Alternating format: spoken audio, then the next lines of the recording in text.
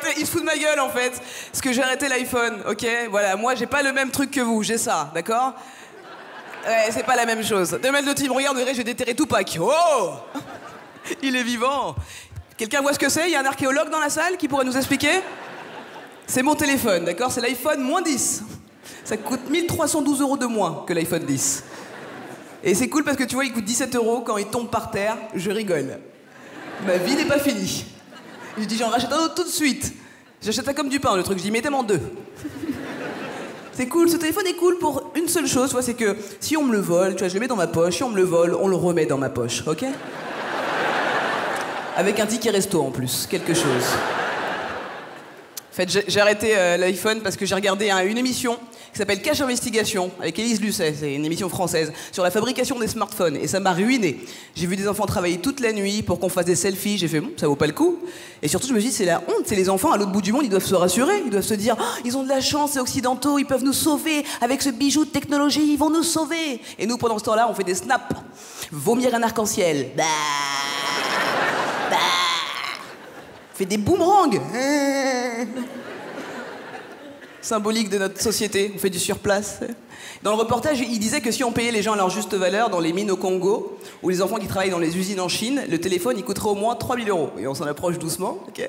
Et je pense que le jour où on achète 3 000 €, on le laisse chez nous, tu sais. Sur un coussin, entouré de coussins.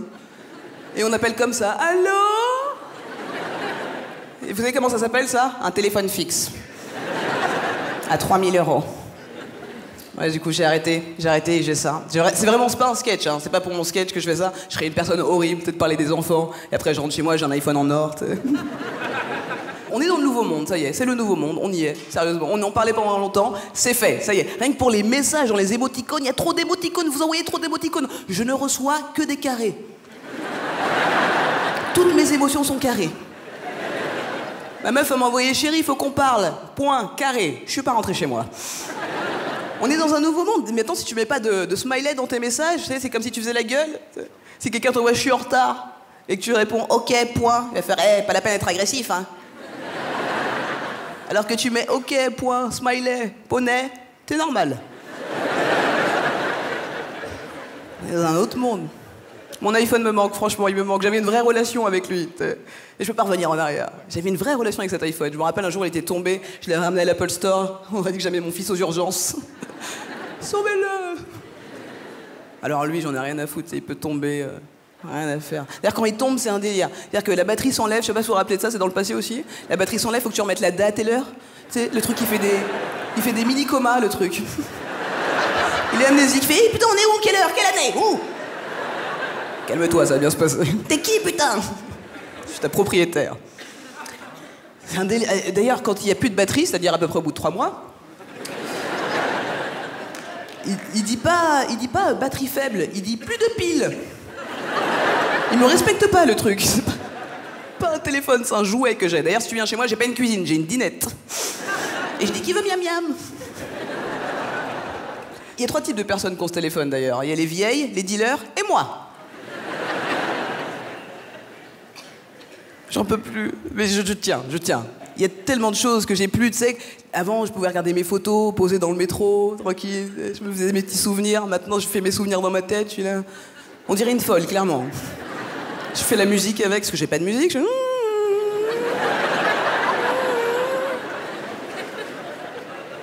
J'ai une application photo dessus, d'accord, mais j'ai jamais appuyé dessus, d'accord. Je pense que ça appelle un photographe directement. Mais tu sais, un photographe à l'ancienne, qui est sous le drap et qui fait « Attendez 1 heure, le temps que la photo se fasse !» Je pense que j'ai fait une connerie, tu vois, parce que j'ai réagi sous le coup de l'émotion. C'est ça qui s'est passé. J'étais énervé parce que quand j'ai regardé le reportage, ça m'a énervé de voir les PDG d'entreprises qui répondaient pas aux questions des journalistes. Et quand c'est embarrassant, ils répondent plus. Il y a Élise Lucet, à un moment donné, elle dit « Mais vous êtes au courant quand même qu'il y a des sous-traitants chinois qui font travailler des enfants en Chine ?» Et là, ça devient mon téléphone qui a plus de batterie. Qui me parle? Quelle heure? Quelle année? Les mecs ne répondent pas, tu sais. Et j'étais devant mon écran, j'étais là « Mais réponds, enculé !» Et il répondait pas. Et j'ai cassé mon iPhone, ok? Mais ce téléphone va avec ma nouvelle vie. Tu sais, maintenant j'habite à la campagne, je suis déconnecté de tout. Je suis parti de Paris et je me suis rendu compte en partant de Paris que Paris c'était une secte. C'est une secte. Quand j'ai dit à mes potes que je partais de Paris, ils me disaient mais pourquoi? Il y a une copine qui m'a dit tu veux que je t'héberge? Et j'habite à la campagne, pas dans la rue. Me dit les SDF, ils devraient changer leur discours dans le métro parisien. Excusez-moi de vous déranger, j'habite à la campagne. Normalement, ils font un carton derrière ça. J'habite à la campagne, on m'a demandé s'il y avait du racisme là où j'étais, parce que j'habite en campagne belge, tu sais. Et non, il n'y a pas de racisme là où je suis, parce qu'il n'y a pas de gens, en fait. Donc tout va bien. La dernière fois, j'étais faire une brocante, et là, j'ai vécu un truc raciste, mais marrant. Pour moi, les racistes, c'est souvent marrant, parce que c'est bête, un raciste, tu vois, c'est un mec qui est ignorant. J'ai envie de leur faire des câlins, moi, raciste. J'ai envie de leur faire, bon, alors, qu'est-ce qui t'arrive? Bon, tu es bête, hein? Oh, bah là. Allez, dégage, mais rends ton iPhone, quand même, parce qu'il faut pas déconner. Les racistes me font rire. Et la dernière fois, j'étais donc à une brocante et il y a une dame qui me voit arriver au niveau de son stand. Et vous savez ce qu'elle me tend? Les statuettes de Rasta qui fument des pètes. Elle me dit, vous voulez? Bah non, j'ai ça devant ma glace tous les matins, moi, ça. Et j'ai vécu un truc moins cool, tu vois. Ma copine voulait qu'on aille dans sa maison d'enfance, en Bretagne. Et ses grands-parents, ils ont dit non parce que j'étais noire. Moi, je pensais que c'est parce que j'ai la chatte de leur petite fille, tu vois. Mais apparemment, ça, c'est cool. Eux, ce qui les dérange, c'est ma couleur de peau.